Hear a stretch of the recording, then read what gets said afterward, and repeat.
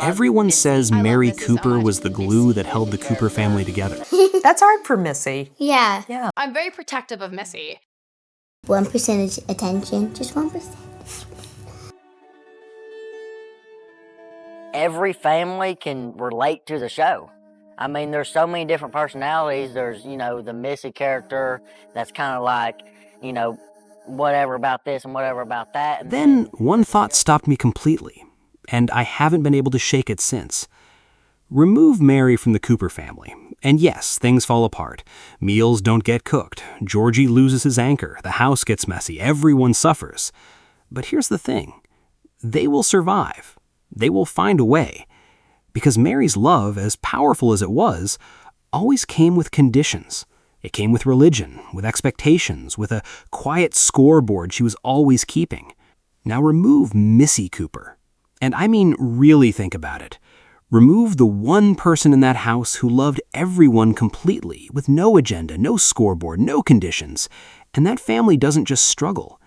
It silently falls apart from the inside. And the most devastating part? Nobody noticed. Not the family, not the fans, not... Each character, what I like about the show is each character really gets their own point of view. And Today we're talking about the most overlooked character in Young Sheldon and why Missy Cooper was the real heart of that entire family. Before we get into Missy, I want to talk about what glue actually means in a family, because I think we've been using the wrong definition this whole time. Most people think the glue is the loudest person, the one holding everything together through sheer force of will, the one who keeps the schedule, cooks the food, makes the rules. And yeah, that sounds like Mary, I get it. But that's not glue. That's infrastructure. That's architecture. You need it, sure. But infrastructure doesn't make people feel loved. It just keeps the house standing. Real glue is something different. Real glue is the person whose love has no conditions attached to it. The person who sees everyone in the family for exactly who they are, not who they want them to be, and loves them anyway. The person who doesn't need the family to be perfect, they just need the family to be together. And when you use that definition, when you actually ask yourself who in the Cooper family loved everyone without asking anything in return, the answer isn't Mary. It's the girl nobody was paying attention to. Because here's the painful truth about Missy Cooper. She was born into a family that had already decided who mattered. Sheldon was the genius, Georgie was the problem, and Missy was just there, the normal one, the easy one, the one nobody needed to worry about. And she spent her entire childhood loving a family that was too distracted to notice. If you want to understand Missy, you have to start with George, because their relationship was the only truly two-way emotional connection in that entire house. George was a power outlet. Everyone plugged into him and nobody charged him back. Mary plugged in through obligation, Sheldon plugged in through utility, Georgie plugged in when he needed something. But Missy? Missy just sat next to him. She didn't need anything from George most of the time. She just wanted to be near him. She'd watch football with him not because she loved football, but because she loved him. She'd sit on the porch with him in silence, and that silence was enough for both of them. Excited to see it. There's a really sweet episode RL. where you get to go on I'm calling it that one. That one? That's what I'm calling it. Father-daughter date with George. And it's so sweet. And you're so good at it. All right, now, pull the shifter toward you. Remember the baseball scene? George taught Missy how to play baseball because she had a crush on a boy who played. Most dads would roll their eyes at that.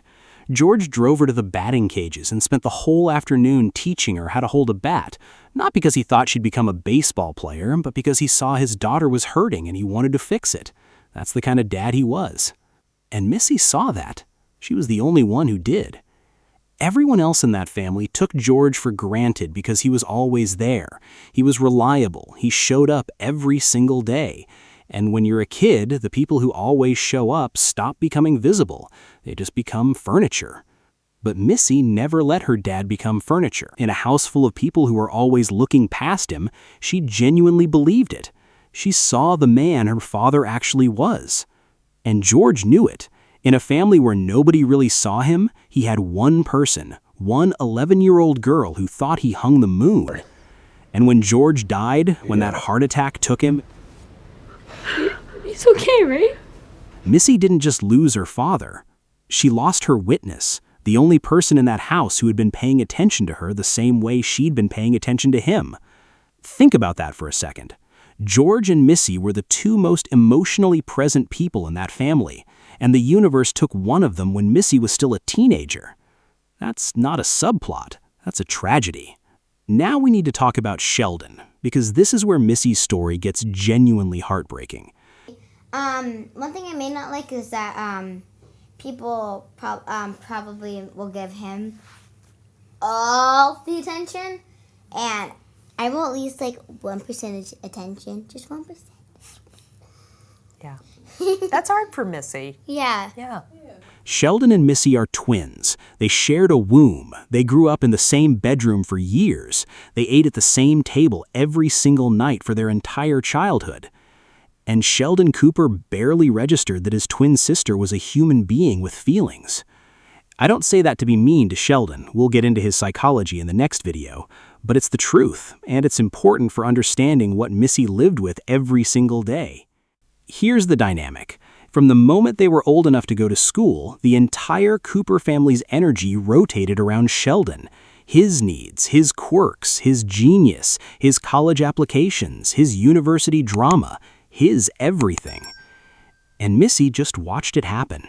She watched her mom pour herself into her brother. She watched her dad drive across Texas for her brother.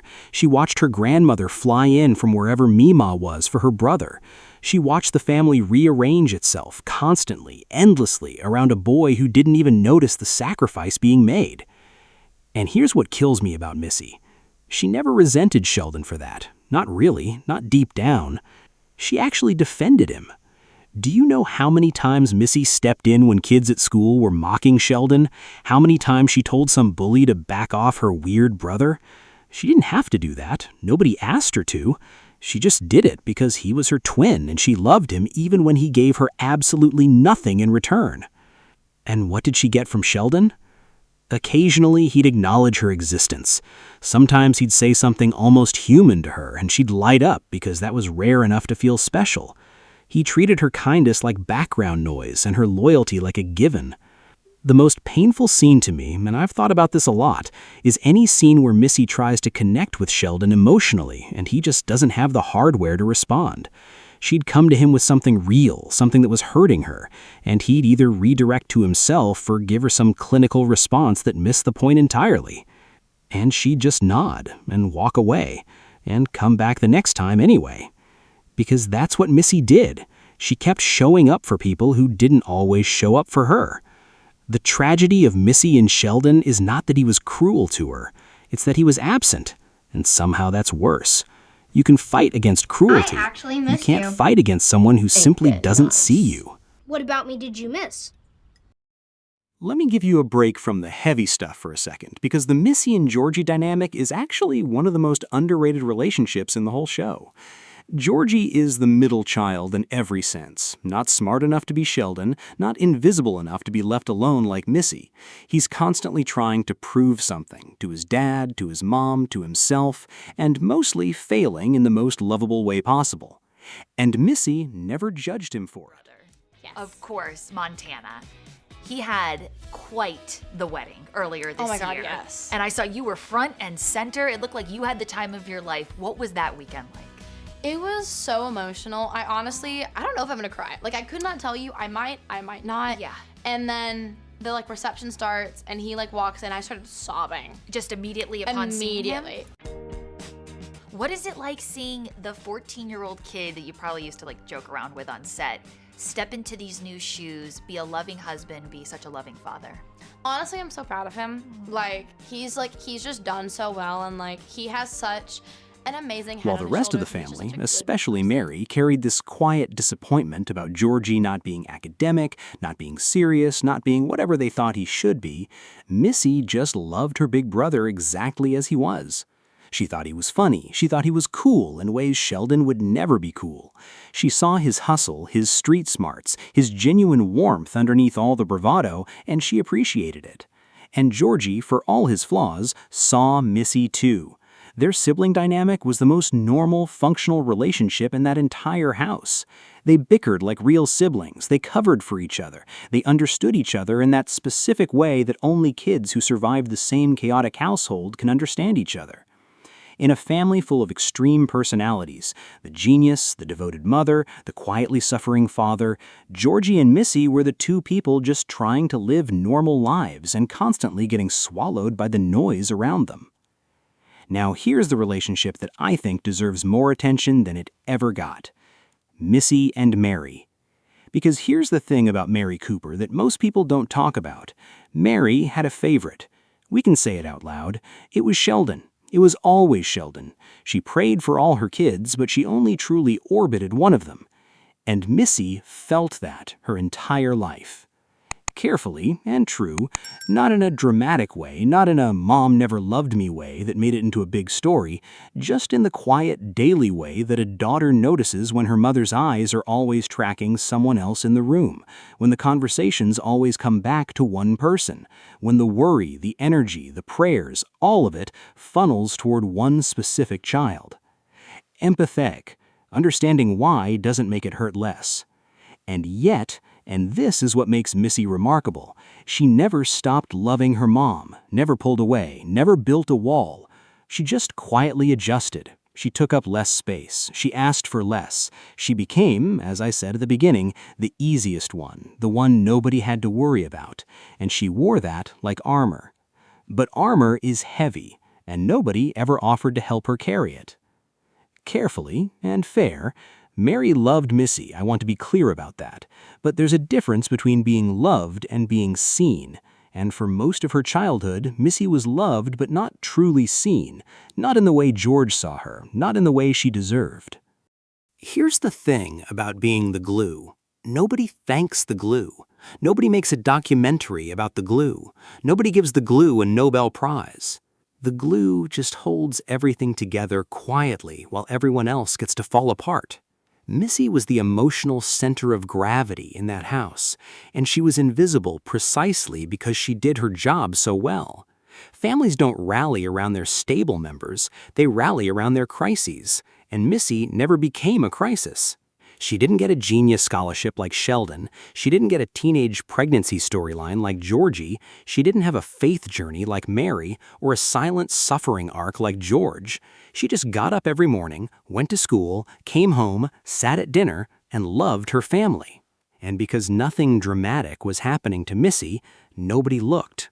Think about every time something went wrong in that family. Every crisis, every argument, every breakdown. Someone stepped in to fix it. Mary prayed, George drove somewhere, Meemaw showed up with bourbon and bad advice, Sheldon retreated into his formulas, and Missy just absorbed it. She sat in that house and soaked up the tension like a sponge, so nobody else had to feel it as much. She made jokes to cut through the heavy silences. She checked on people with small gestures nobody wrote into the script as important moments. She was just always there, always warm, always present. That is glue. That is what holds a family together from the inside. Not the rules, not the religion, not the cooking. The unconditional, unglamorous, completely unrewarded act of just showing up with love every single day. She never asked for recognition. She never needed the spotlight. She just quietly, completely, with everything she had, loved a family that was too busy falling apart to notice she was the reason they were still standing. The real glue of the Cooper family was never the loudest voice in the room. It was the girl who spent her whole childhood making sure everyone else felt okay, while nobody in that house ever once stopped to ask if she was. If you've made it this far and you're thinking about someone in your life who does the same thing, maybe it's time to tell them. That's it for today. I'm going to sit with that for a while. Thanks for watching, and I'll see you on the next one.